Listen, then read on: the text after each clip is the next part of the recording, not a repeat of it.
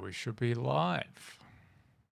What's up, everybody? We are live. I can see the video up on YouTube now, and I'm sure it's going to appear in front of me on the Facebook group shortly.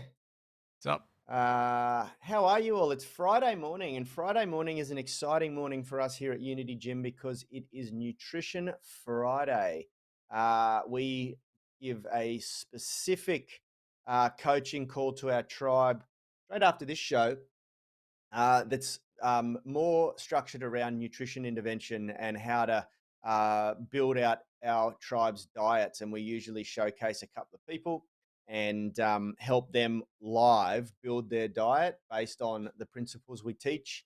And and yeah, it's good fun. And so today, what we're going to do is we're going to just give a little bit of context around what we teach, so that we can give you guys some value as well. But before we do, I'd love to encourage you guys to smash that like button on YouTube. I'm going to do that right now because I haven't already, and we'll give a shout out whilst I'm doing that to Ricky Webster, tuning in from Birmingham, Alabama again, and just encourage you guys to say hi.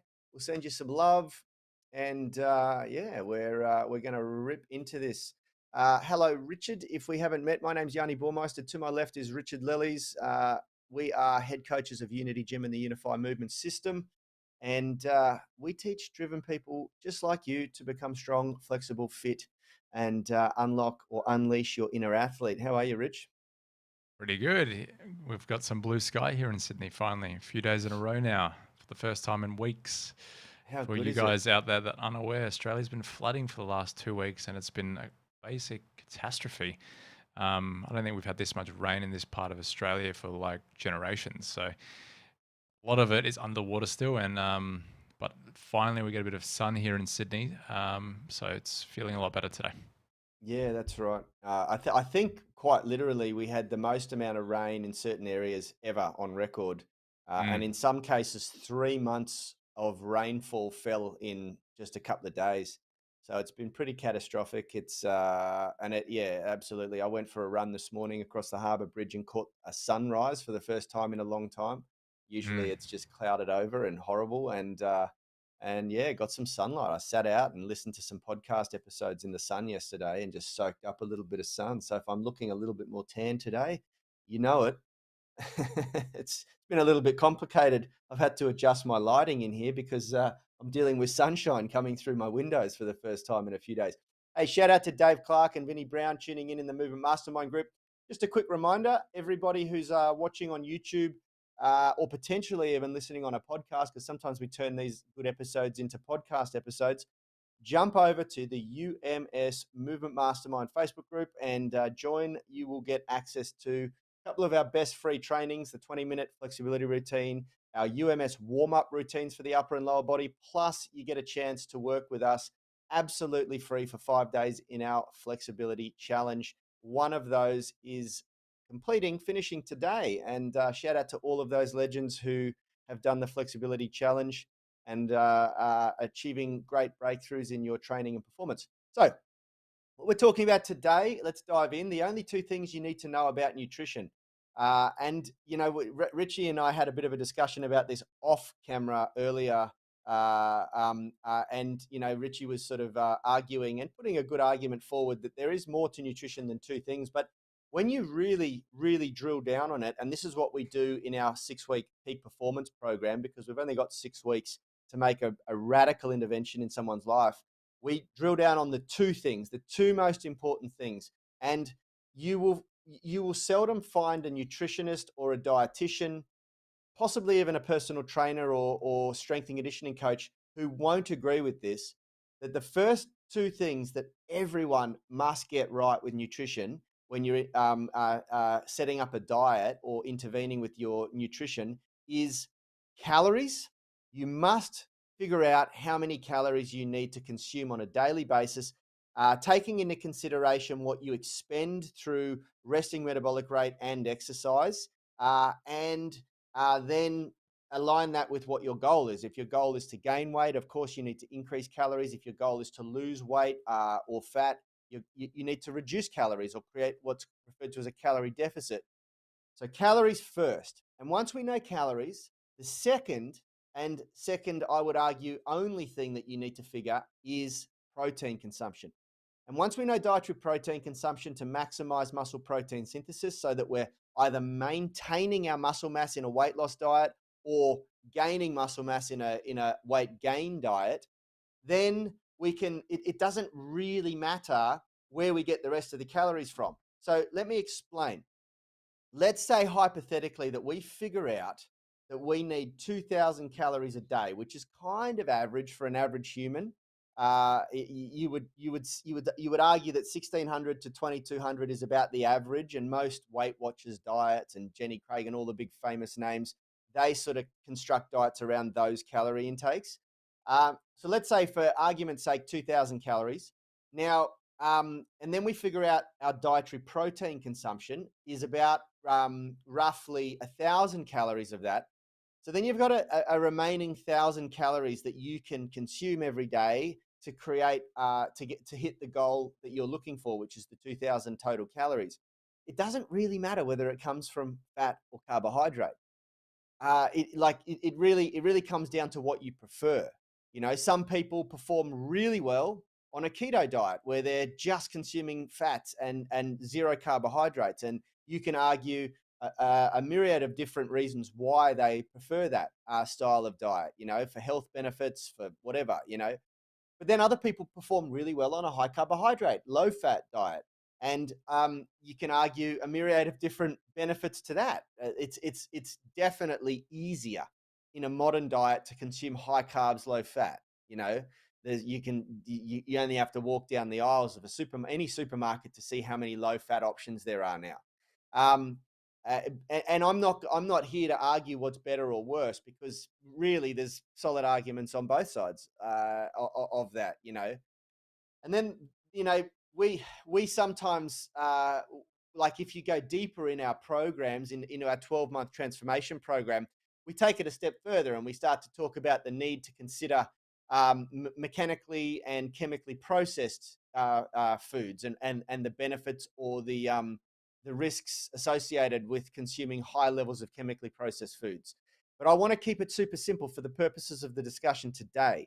Because if you get those two things right, if you get your calories right and you get your protein right, it doesn't really matter. You can argue, and some very, very highly authoritative figures in the space, people like Lane Norton, who's a PhD in muscle protein synthesis and a very smart guy, he will argue that it doesn't really matter where you get the remainder of your calories from. And there are plenty of people, athletes, bodybuilders, and fitness professionals, who will agree that you can consume, what would constitute what I would believe quite an unhealthy diet, and you still, like, your health markers are still pretty damn good. Because if you're managing calories and and you're not over consuming, then the body tends to figure things out. The body detoxifies well. The body's cell healing is usually managed really well when you're not in a constant caloric surplus. And yeah, like, you can generally maintain a high level of health if you've got those foundations right. And so, I'll get Richie's intake comment on this in just a sec. And then we might, if we've got some time, look at a couple of really simple strategies that we teach in the beginning in our 6-week peak performance, and also in our 12-month transformation, to calculate these things. There are a couple of different ways that you can do it. But we try to keep things super simple in the beginning, just so that people can really achieve some small wins quickly and not get too overwhelmed, because diet can become really overwhelming, and there's a lot of dogma, and there's a lot of crap, and there's a lot of, I think, zealot behavior around dieting. Diets have almost become a religion in some areas of fitness, and it just makes things really confusing. What's your take, Richie? What do you think? Yeah, I think context is really important. Like, what your goals are with nutrition, whether you're looking to lose weight, whether you're looking to build muscle, whether you're just looking to maintain things, you're quite happy with where you are with your body composition, and you just want to be healthy. I think regardless of what your goal is, these two things still apply, because what we've known and what we've seen in the research is that muscle mass is really important for continuing a healthy life. Whether you are looking to lose weight, if you're looking to put on muscle, that's completely your goal, so that's super important. And whether you're looking to maintain and live a healthy life going forward with not much need to increase muscle mass and lose, like, you still need the protein, because when you're in a caloric deficit, we want to be losing weight from fat, not muscle mass, lean mass. We want to be maintaining muscle as we age. We don't want to be losing it. And if your goal is to simply retain your health, that's one of the most important things that you can do for longevity is maintain a healthy muscle mass or lean mass composition. Because there's a lot of studies now that show that one of the biggest things, mortality risks, is frailty, a loss of muscle, a loss of strength in your later years. And it becomes incredibly more difficult as you age, as you pass the age of 50, to put muscle on, but as well as maintain it. You need twice as much protein. You need to be exercising resistance training. And if you're not, you're losing muscle mass a couple percent every year, and strength as well. So that's the big one. The protein intake is the massive one, and the calories also matter as well. Because if your number one goal is to lose weight, it really doesn't matter where you get your calories from, other than the protein. The other two macronutrients, such as carbohydrates and fats, you can play around with. Because again, the studies show that a high fat diet versus a high carb diet, and vice versa, they're basically, the results are the same. It's the calories that ultimately drive the weight loss, and that's a good piece of information, because it means that people can be more flexible with how they eat. They don't have to be so regimented and go down one avenue, and they've got options, and ultimately that's good for sustainability with diets. Again, calories matter. The other big one. And if you're looking to put on weight, increase muscle mass, you need a surplus in calories. If you want to maintain your body weight and just, like I was saying, live healthily, then you need to understand how many calories you're eating to continue that through later years in life, because it's going to change with the body composition changes. Yeah, like, I think it's the two most important things when it comes to nutrition: understanding your protein consumption and how many calories you're consuming. Yep. Yeah, absolutely. And I'm glad you talked about the importance of muscle mass, because a lot of people might sort of question, well, why is it important for me to get protein right if I'm trying to lose weight?